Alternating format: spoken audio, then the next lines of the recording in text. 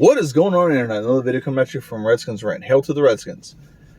This is going to be a video about my reaction to the Arizona Cardinals Washington football team game. And I wasn't really happy with the outcome, but I'm going to be honest with you. It was, let me just put it this way. Whenever I predicted the Eagles game, my prediction, I was like 90% confident Washington was going to beat the Eagles. Okay? This one, I think maybe 40%. My confidence level is 40%, but I just always like to pick my team and always like try to rationalize my pick in my mind whenever I do picks. So Washington, I think what happened to Washington, I think Arizona's going to do that to a lot of teams. Like last week they did it to the 49ers. 49ers are, literally the reigning NFC championship team.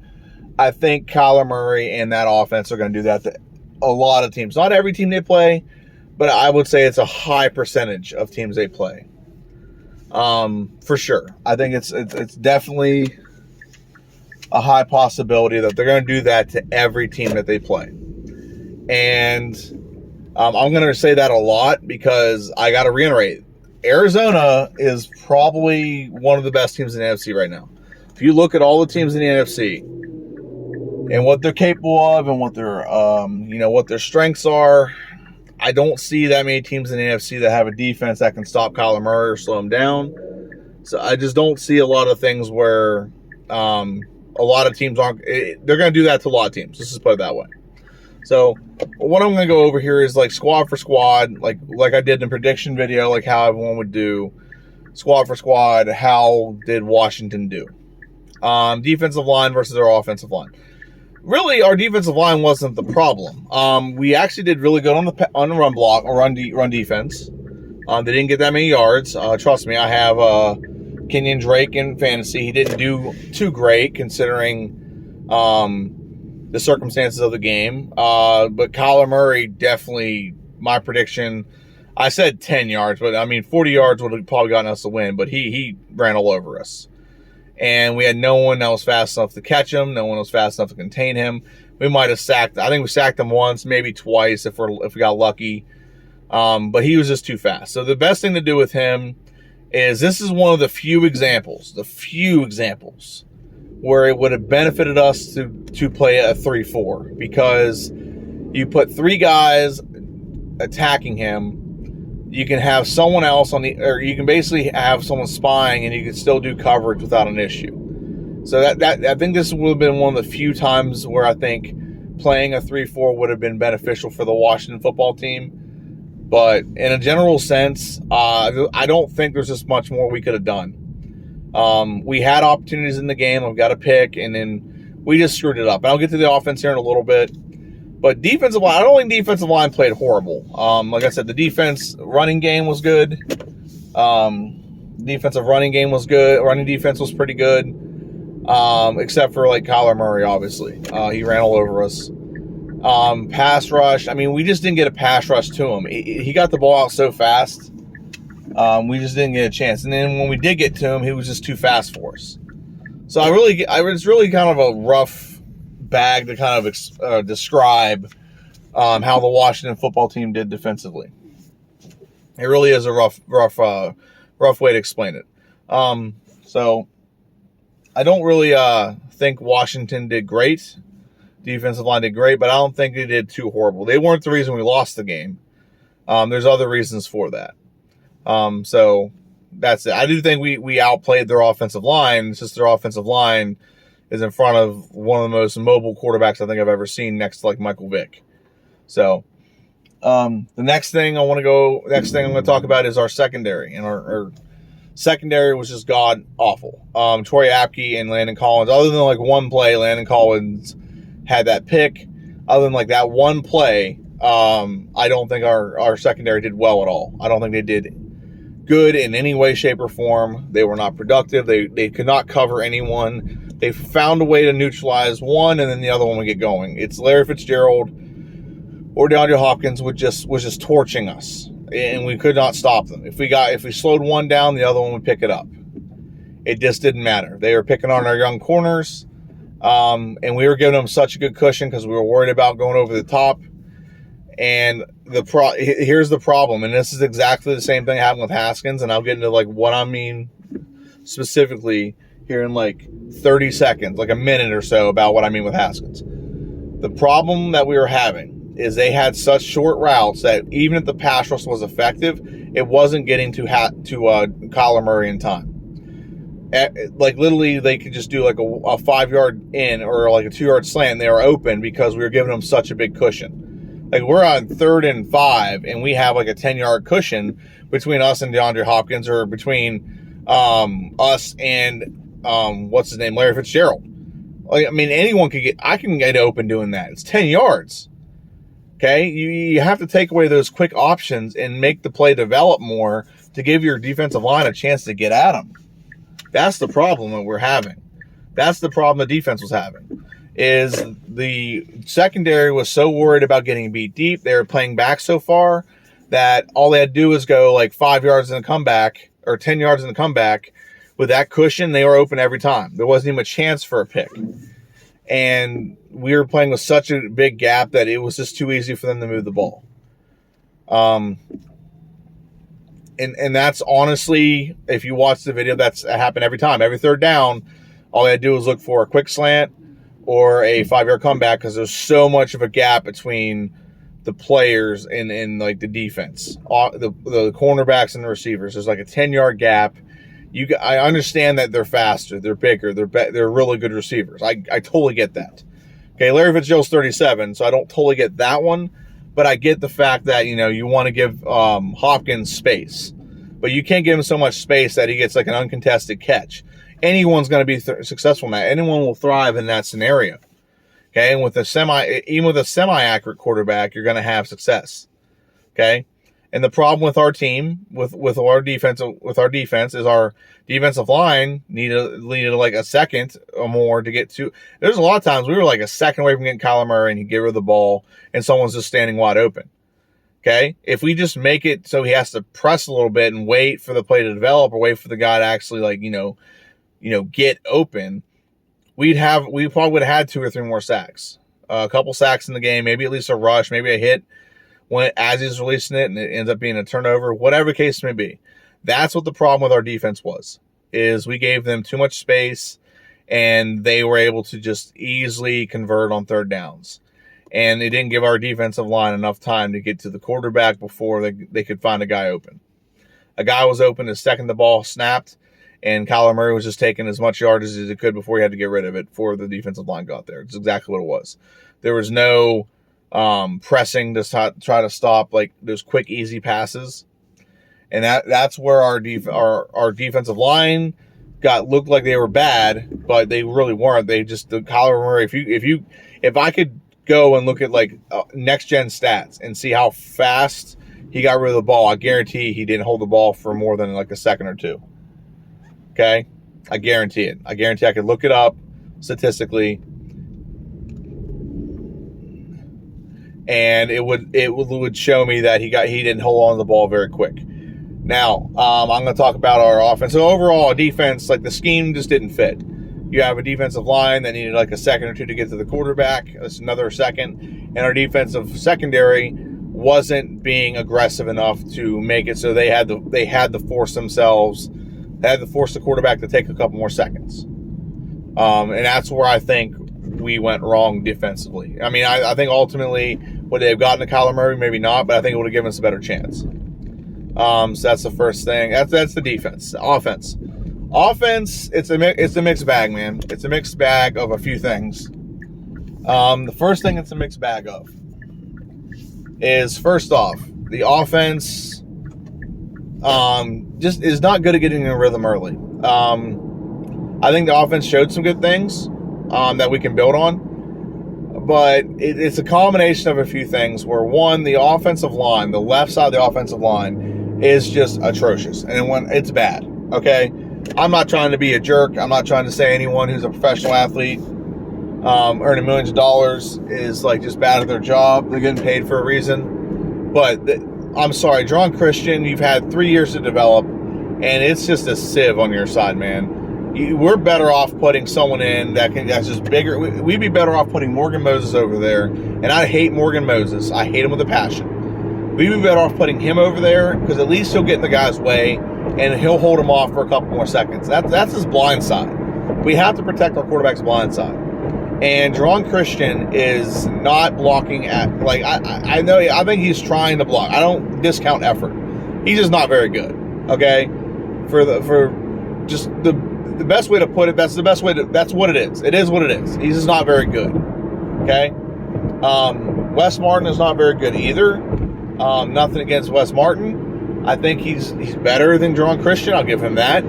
But this is 2 games, last game, and our left side of the line, left tackle, left guard, were ranked like the worst in the league at their positions. Pro Football Focus had them ranked the worst. And there is a reason for that. They just look like hot fucking garbage. Pardon my French, hot fucking garbage. And this game, it showed more than last game.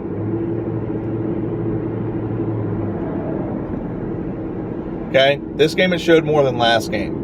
And they just really did not look good. And that's the best way I can put it. It did not look good. It did not look like impressive at all. And then Brandon Sheriff goes down, which I don't think Wes White should actually look bad. I don't think he actually looks bad. And I think the right side of the line actually doesn't look bad, although in a very crucial spot when we actually have some offensive momentum. Of course, Morgan Moses gets a holding penalty, typical Morgan Moses fashion, when we're moving the ball. And we're in I think we caught the ball, and it was like, it would have been a first and goal on the 3, but it's a 10-yard penalty for holding. So now we have to go and we have to back it up 10 yards, and now it's like second down again or whatever it was.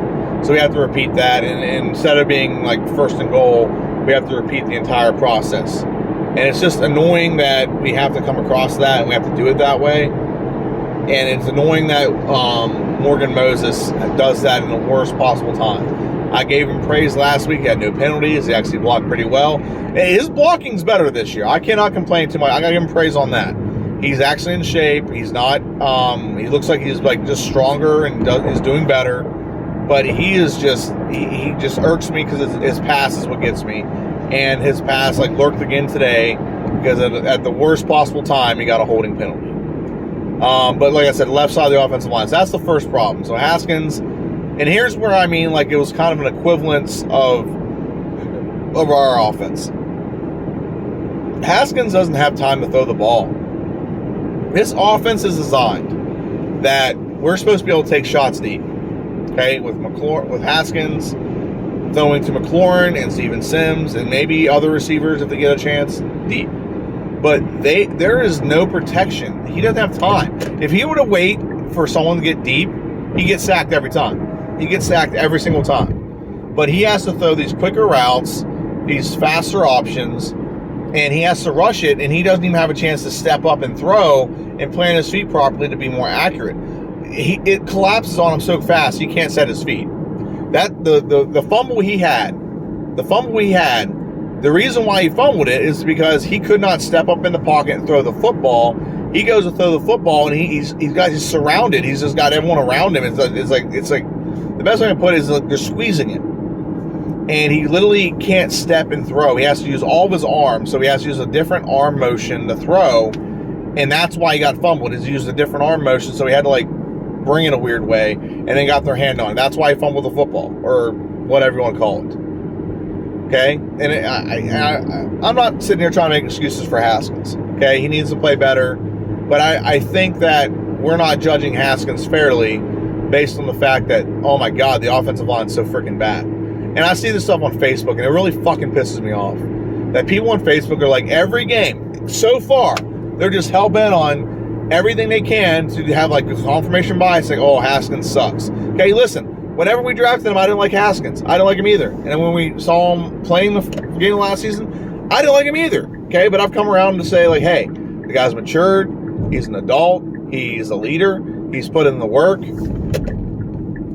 But I think he's understood now that it's an uphill battle because we just don't have the pieces he needs right now to be successful. And I think Ron Rivera, that's why Ron Rivera is keeping him in. He's like, understands, like, hey, we don't have the stuff to make you successful. But I want you to grind through this. I want you to show leadership. And That's going to be a tough season, but I think it'll make you grow and mature as a man. And that's exactly what he's doing. So everyone who wants to fucking whine about Dwayne Haskins just needs to sit down and shut up.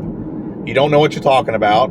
If you're watching Haskins, if you're watching our quarterback, Haskins, and you're sitting there thinking, God, he sucks, and you don't understand that the offensive line is collapsing in on him every fucking play, you're a problem with you're one of the biggest problems with Washington right now.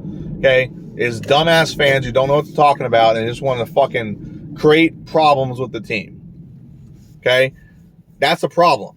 When you're trying to sit here and create all this shit about we should get rid of our quarterback, what are we going to do about quarterback? I mean, if Haskins goes like 3 more games and the offensive line is that bad and he has no time, what happens if he comes out next game with those 300 yards against one of the I think one of the better teams in the AFC? Browns definitely look like they're a playoff team. What happens if he comes out with those 300 yards and 4 touchdowns against the Browns? Are we going to cut him then? Like, seriously, be patient. He has not had a full season. I think this is his 9th game he started. It's ridiculous how stupid fucking some people are.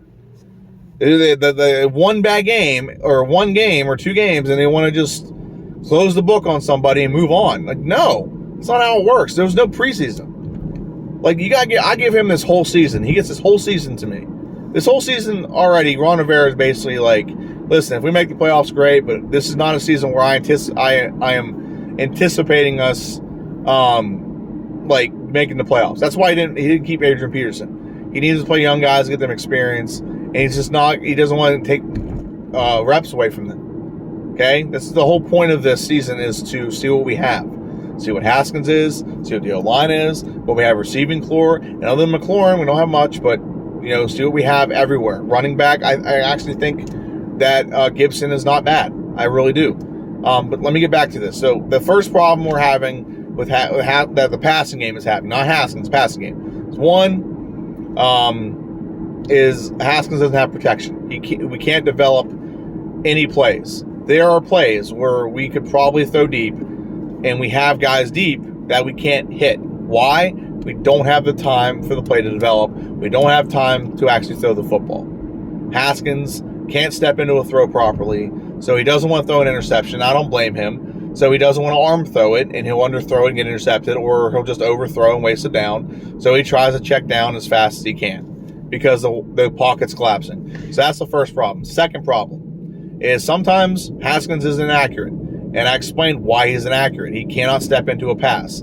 Every quarterback has to have the ability to step into passes. When Haskins has time to step into passes, and he has time to actually get his footwork right and do things correctly, he is a very accurate passer.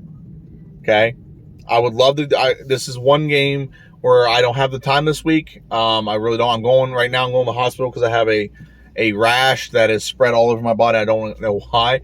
But that's why I'm doing this video now. I was going to do it on the way home from work anyway, but tonight. But my boss told me to go ahead and go to a doctor's appointment, get this taken care of. So, that's what I was saying. So that's the second issue, is Haskins cannot set his feet, so he has been inaccurate. Third issue, and this is the one I was watching yesterday and it really made me mad, because we can't have this crap where I think our receiving core is just that bad.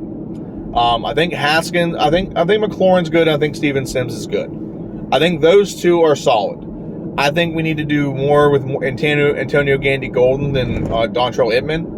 I think Dontrell Inman is, for someone who's supposed to be a veteran, he does a crossing route, and it's not even a first down crossing route. Okay? It's not even a crossing route that would consider to be a first down. And on 3rd down and 5, and he does a 4-yard in route. It's just fucking stupid. Be a veteran, get at the 5-yard mark, and then cross, and make sure when you're caught if you get tackled right away, you have a first down. And then we don't have to go for it on 4th down, which we went for it and got it, but that's not the point. The point is, you're supposed to be a veteran receiver. That's a rookie mistake. Okay? That's something like Antonio Gandy Golden would do because he's a rookie, or Gibson would do because they're rookies. Not someone who's been in the league for 8 years or however long he's been in the league.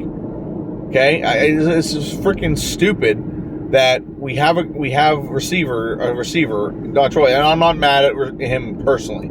I think it's just dumb that he's taking reps from Antonio Gandy Golden when Antonio Gandy Golden needs the reps just so we can properly see what we have. Let's say Antonio Gandy Golden is actually pretty good, and he's just getting reps taken away, and we're not seeing the full potential of the guy because we're playing a veteran who no one cares about. I don't care about Dontrell Edmond. I care about who we drafted, Antonio Gandy Golden. Isaiah Wright's another one we could be seeing right now on field, but instead we're playing Dontrell Edmond. Okay, so there's guys out there that I don't want to be seeing on the field. I want to be seeing our rookies, our young guys playing. If this season's a foregone conclusion, stop giving the ball to a 30 or 27 or 28-year-old veteran who doesn't need to be on the field anyway. We need to be giving the ball to our young guys. Let them play. Okay, maybe Guan feels they haven't earned playing spots. That might be true. Maybe that's what he's doing, and I get that. I respect that, but I still, if he's already concluded this season as I don't think he has. I just think that's what the plan was initially. But if we win, he's definitely going to proceed with the winning aspect. I don't think he's just tanking the whole season for picks. I think he's playing young guys and he's not playing veterans.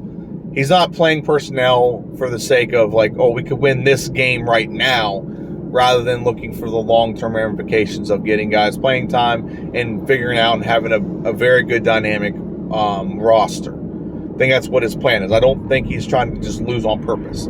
I think he's trying to play guys he thinks will help us long-term, but also in the same way, he's also got to make sure people earn it. He doesn't want to give people playing time. The third thing is receiving corps. It's not very good. Other than McLaurin and Sims, I don't think our receiving corps is very good.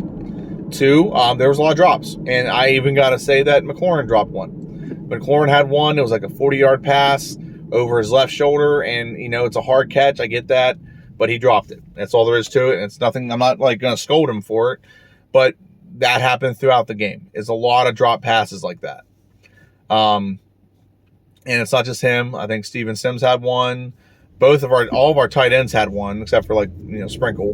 But we had a couple of our tight ends. Dontrell Edmond had 3. So it's not just that. And guys aren't catching balls. Guys are open, not catching balls. You could possibly say Haskins wasn't accurate. I mean, if you hit your hand, you got to catch it. That's the rule. If he's overthrowing you by 5 yards, that's one thing. But if you hit your hand, you got to catch it. That's the rule. Okay? That's just, I don't make the rule, but that's the cardinal rule. That's cardinal rule of football. If a ball hits your hands and you're a receiver, you got to catch it. Okay? That's just how it works. So that doesn't help our passing game. Is those combination of 3 things. 1, the offensive line sucks, so Haskins doesn't have time to throw. 3, Haskins isn't accurate. It's not that he's accurate because he sucks. He's inaccurate because he doesn't have time to actually set his feet and set everything properly to actually throw the football. And 3, our receivers are not very good at either A, getting open, or B, falling through the catch and coming out of the ball. So that doesn't help him either. The only other thing I can say is I think I don't think we're doing as much with our running backs as I think we were supposed to. It seems like we're getting off the slow starts, and my educated guess on that is I think that Scott Turner is starting slowly because he just doesn't know what he's got. He wants to get a feel for the other team, and he wants to call plays accordingly. That's my educated guess. So that's what I'm guessing is he's trying to do. Is he's trying to call plays accordingly after he's kind of figured out what the other team is doing. Okay? Which it's not a horrible thing to do. And the problem is, like I said, we didn't have preseason, so he doesn't really know what he has. He has nothing on tape other than his last 2 games to really go off of and study his own offense. So I can't blame him too much. Okay? But you know what? Other teams don't have that either. I mean, the difference between this is why the Cardinals and the Eagles both jumped out on us is they have stuff from last year because they have the same head coach, they have the same quarterback, they have a lot of the same offensive weapons that they can go off of. We don't have that. We don't have the same coordinator. We don't have the same head coach. We do have some of the same weapons, but if you look across the board, I mean, other than Steven Sims and Terry McLaurin, none of the weapons are the same. Two new tight ends. You got 2 new running backs that are the ball carry running backs. Receivers, I mean, None of the receivers are the same. Maybe Cam Sims. He had a game once in a while, but everything's brand new. And so, in defense of Scott Turner, he basically probably runs like a script of the first like 10 or 15 plays he runs, and then after that, he kind of has a feel of what the defense is and is not allowing, and he calls plays accordingly. That makes sense to me. I don't know if it makes sense to you, but it makes perfect sense to me. So that is why we're getting off the slow starts. I would love to see us getting off to a fast start. Like I said, we haven't had preseason. I give us to about the fourth game. I'd say after the Ravens game, when we start like the Giants. Like the perfect example would be when we play the Giants. I think that's after the Ravens game. When we play the Giants, we'll get a much better description of. We'll get a much better description and representation of what our offense will be out the gate, starting games and things like that. Because we'll finally have 4 games on our belt. We'll have enough game film, and Scott Turner should have enough understanding of the talent around Haskins to figure out what is going to be the most effective offense. Okay? I got to go over some positives, and I'm going to go over one thing that happened yesterday that really pissed me off. Okay? Some positives. First off, McLaurin looks fucking great. He gets open. He got open against Patrick Peterson, one of the best corners in the league. He got open last week against Darius Slay. So he looks good, and he looks like he can take over a game if you just give him the ball. So that's fantastic. The problem is, like I said, if everything has to be a 5-yard slant, he's not going to be able to bust them open like deep. But I mean, he's very versatile. So usually he can blow by people on the edge, but he can also take a 5-yard slant and take it to the house and do like a crossing route, take it to the house. He's proven that. So that's good news. I liked it. Second, I think our running game is actually a lot better than we give him credit.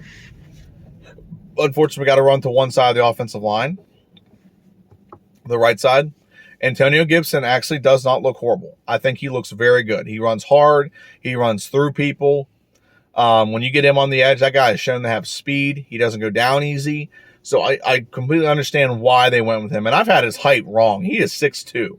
I thought he was 5'11" and like 230, like a really stout, like short back. But no, he is 6'2", 230. He's built like a linebacker. So that explains why they want him. Now, the problem I have with that is he's probably going to get a lower extremity injury. He ain't going to last long with a lower extremity injury unless he's one of the few lucky ones that are able to avoid that. If he runs like low to the ground, he's able to avoid getting his legs hit a lot. So those are the 2 biggest highlights that I can take away from the game.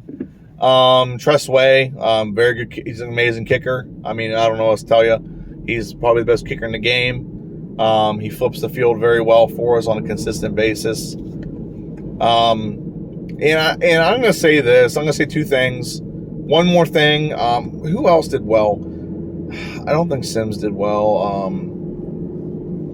We should do a better job getting guys involved. I think that's the biggest thing right now. We're not getting Sims involved. We're getting McLaurin involved, but we're not trying to put like Antonio Gannon Golden in. I don't know. It looks like we just don't know what direction we're heading when we're on offense. I think the defense has a little bit more of a knows its identity.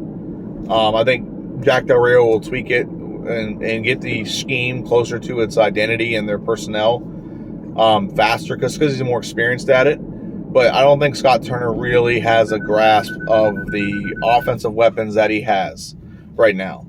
And he's trying to find a way to work them together and at the same time call a game and, play the situation, but he also needs to try to work in the right talent. So he'll figure that out. I have faith in Ron Rivera and Scott Turner.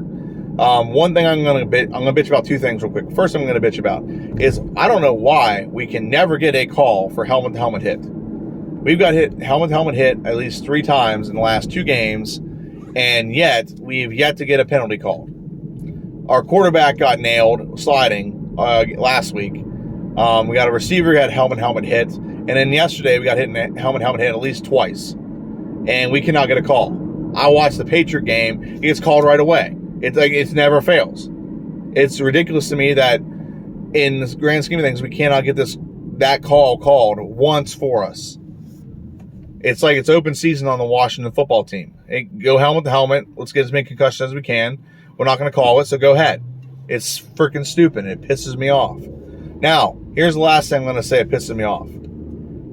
there was over 2 minutes left in the game. Whenever, first off, you should have gone for the extra points, both extra points, rather than going for the 2-point conversion. If you gone for the extra point, it'd have been 17-27 near the end of the game. Okay, and if you get the ball back and you score, it's a 1-score game. We were in the point where we could have done that if we just got stops. But anyway, it's 15-27, I believe. 27, yeah. And 15-27, and which at that point it's still a 2-score game. If you never know what can happen. You can literally, if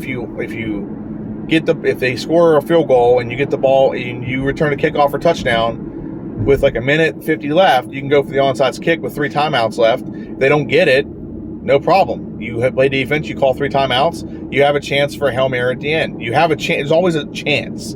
Okay? You always have that opportunity and that chance. But there's like 2 minutes left.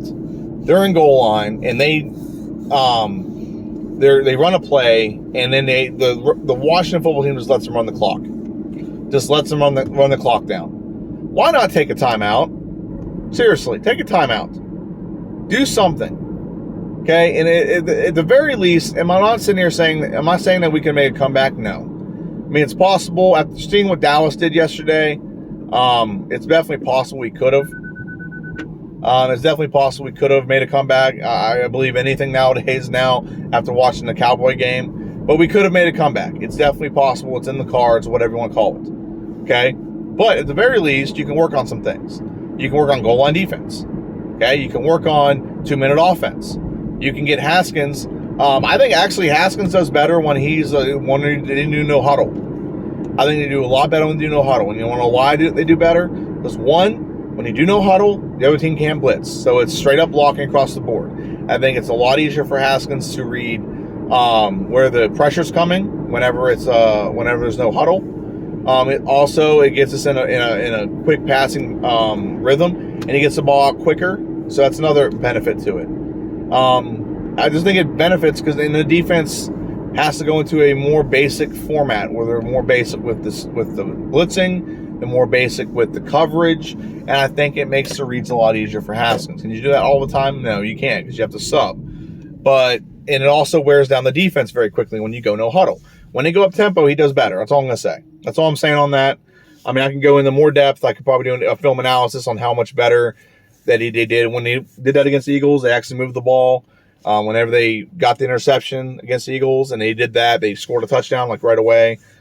There's just too much evidence in my mind to show that, hey, the up-tempo stuff really does benefit Haskins, and I think it benefits the offense and the offensive line because you don't have to worry about you have to worry about blocking, obviously, but you don't have to worry about, I won't go in front of you, asshole.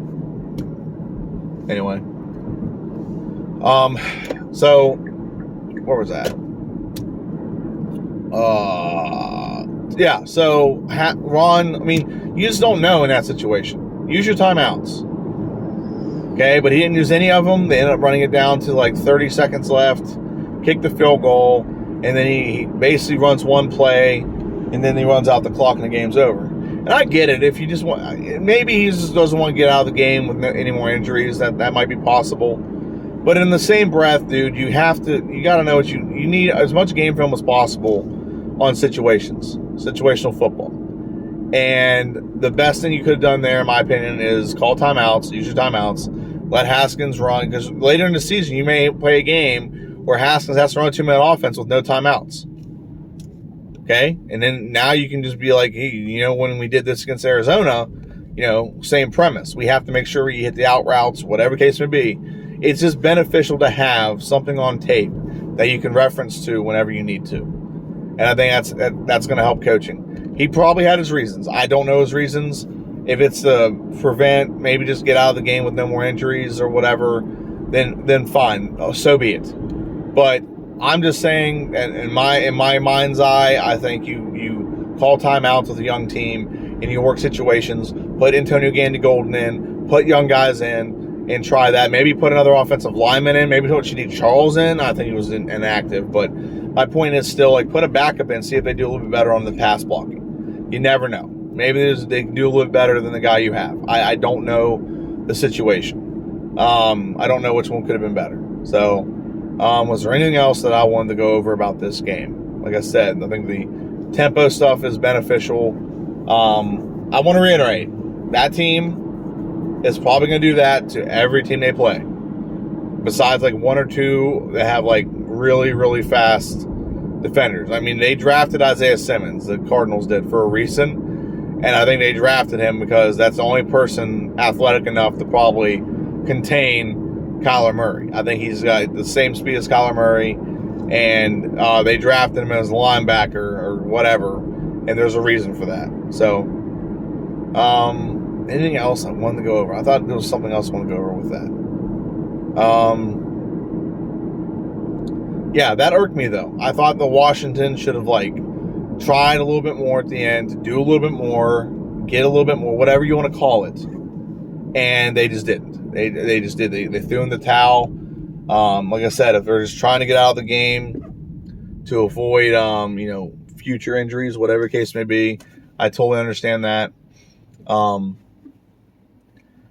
But I don't know. I think you take as much time as you can, and every situation in football is a learning lesson.